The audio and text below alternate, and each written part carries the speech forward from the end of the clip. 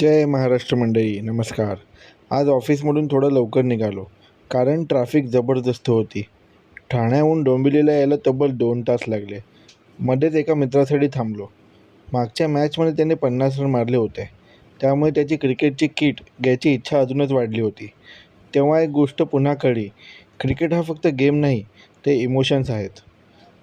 माझा एक school friend आहे, ज्याची टीमही आहे आणि त्याचा बिझनेस पण आहे. मी कायम माझ्या माणसांना सपोर्ट करतो, स्पेशली जे स्वतःचा बिझनेस उभा करतात. एक गोष्ट आधीच क्लिअर करतो, ही पेड प्रमोशन नाही आहे. त्याच्याकडे कंप्लीट क्रिकेट किट मिळते. Pads, gloves, bat, helmet, bag, shoes, तेही एकदम ॲफोर्डेबल रेटमध्ये. माझा रेफरन्स दिलात तर 10 ते 15% डिस्काउंट नक्कीच मिळेल. लवकरच त्याचं दुकान ओपन होणार आहे, अनफिट11 या नावाने. त्यांचा इंस्टाग्राम ID मी डिस्क्रिप्शनमध्ये देतो. खरंच सांगतो, प्रोडक्ट्सची क्वालिटी एकदम टॉप क्लास आहे बाबा. बॅट तर मला खूप आवडल्या. इंग्लिश विलो आणि काश्मीर विलो दोन्हीही अवेलेबल आहेत. किट घेतल्याच्या रात्री मित्राची मॅच होती. पनवेलला 40 ओव्हर नाईट मॅच, सिरीज डिसायडर.